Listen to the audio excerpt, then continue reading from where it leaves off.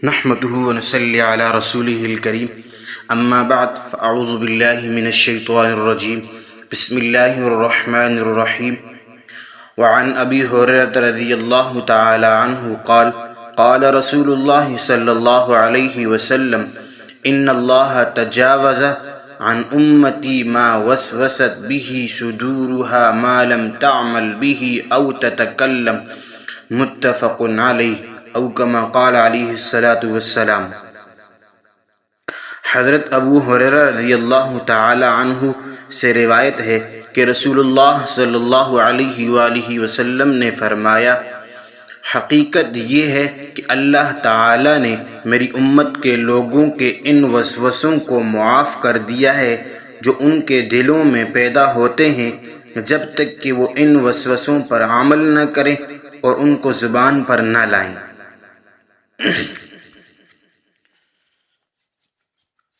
وسوسہ کس کو کہتے ہیں؟ وسوسہ کہتے ہیں گناہ یا کفر سے متعلق اس خیال کو جو دل میں گزرے یا شیطان انسان کے دل و دماغ میں ڈالے، اس کو وسوسہ کہتے ہیں۔ اور انسان کے دل میں اچھا خیال اور نیک خیال پیدا ہو جو اللہ تعالیٰ کی طرف سے انسان کے دل و دماغ میں ڈالا جاتا ہے، اس کو الہام کہتے ہیں۔ پھر وسوسے کی مختلف صورتیں ہوتی ہیں،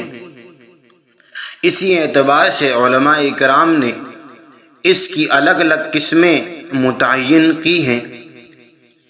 چنانچہ وسوسے کی ایک قسم تو اضطراری ہے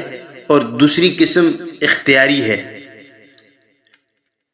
اضطراری وسوسہ اس کو کہتے ہیں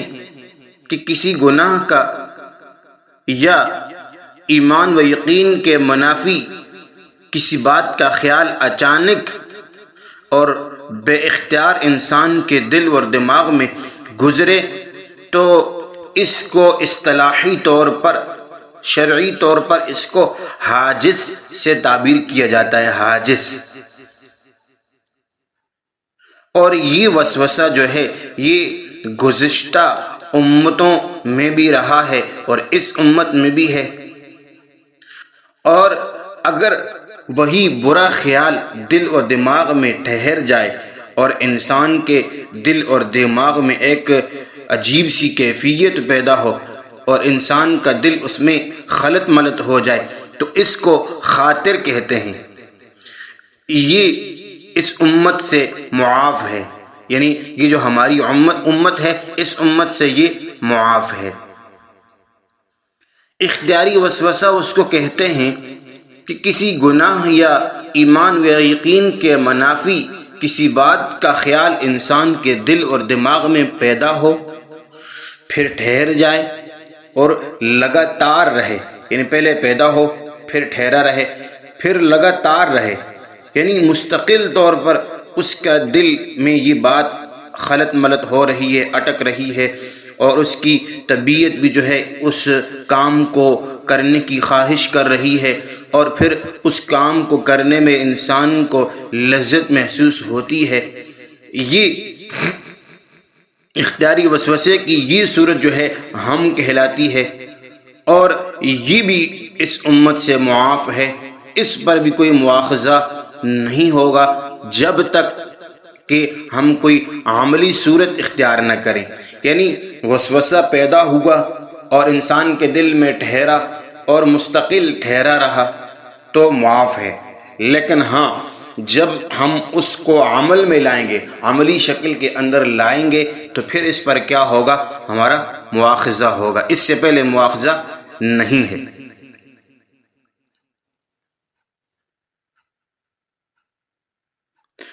اس کے مقابلے میں اختیاری وسوسے کی دوسری صورت کا نام جو ہے وہ عزم ہے، یعنی انسانی طبیعت اور نفس کا کسی برے خیال اور بری بات کو اپنے اندر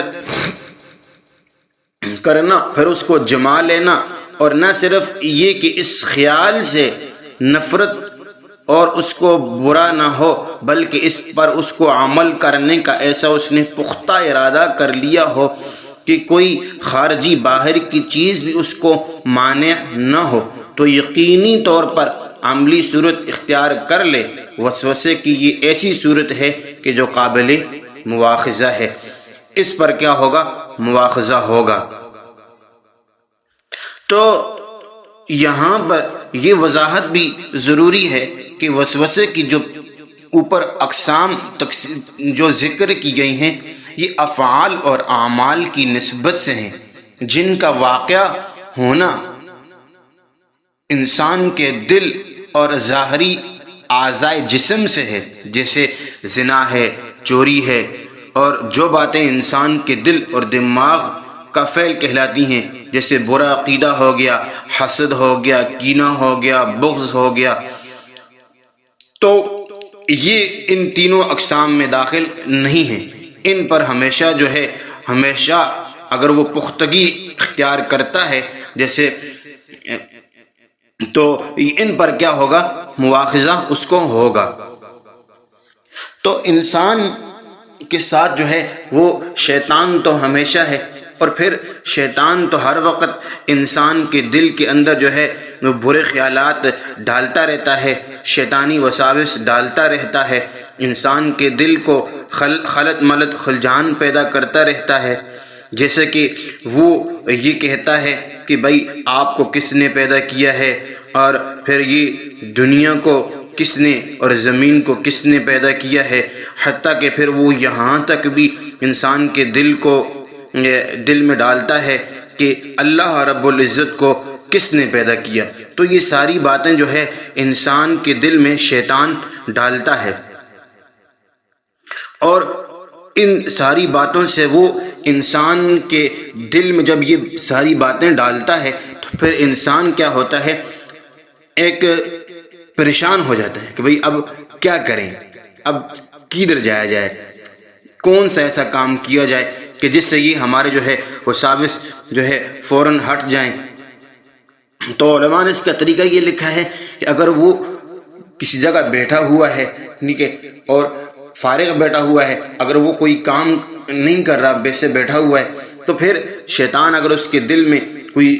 اس طرح کے برے خیالات ڈال رہا ہے تو اس کے اٹھ کر کام میں مصروف ہو جائے، وہ جگہ تبدیل کر لے، ٹھیک ہے، تاکہ اس کے دل سے یہ وساوس کیا ہو جائیں، دور ہو جائیں۔ ہم کوئی نیک کام کرتے ہیں، مثال کے طور پر قرآن مجید پڑھتے ہیں یا پھر نماز پڑھتے ہیں، تو بھی شیطان جو ہے ہمارے دل کے اندر جو ہے برے وساوس ڈالتا ہے۔ تو